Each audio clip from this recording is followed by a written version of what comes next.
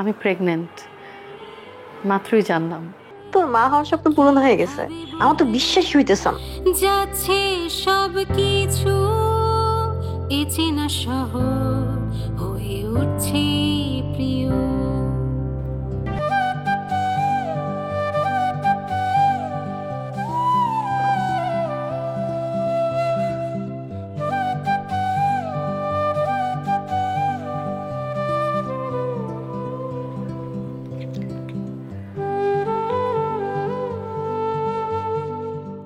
হ্যাঁ দোস্ত বল।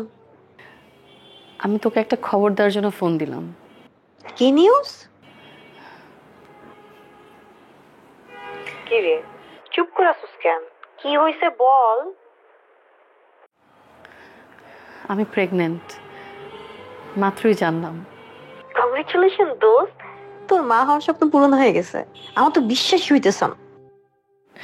হ্যাঁ দোস্ত,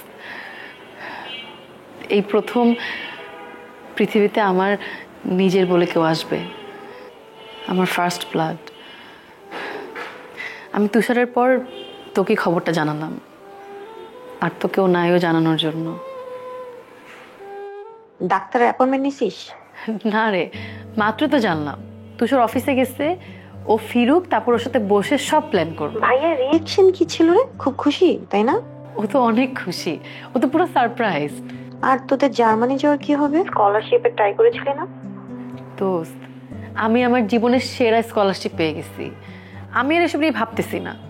তোর বর কিছু মনে করবে না? ও কি মনে করবে, ও তো বাবা হবে, ও তো আমার চেয়েও বেশি খুশি। তো পুরো সারপ্রাইজ।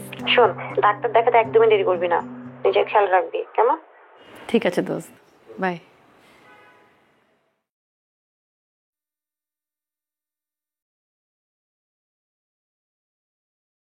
অজানায় অনুভূতি জাগে, সবই যেন নতুন গল্প লাগে। কিভাবে বদলে যাচ্ছে সব কিছু, চেনা শহর হয়ে উঠছে প্রিয়।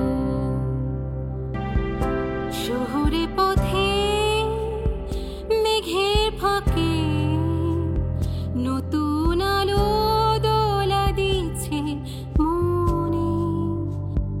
তোর ছায়াটা স্বপ্ন মাঝে আমার সাথে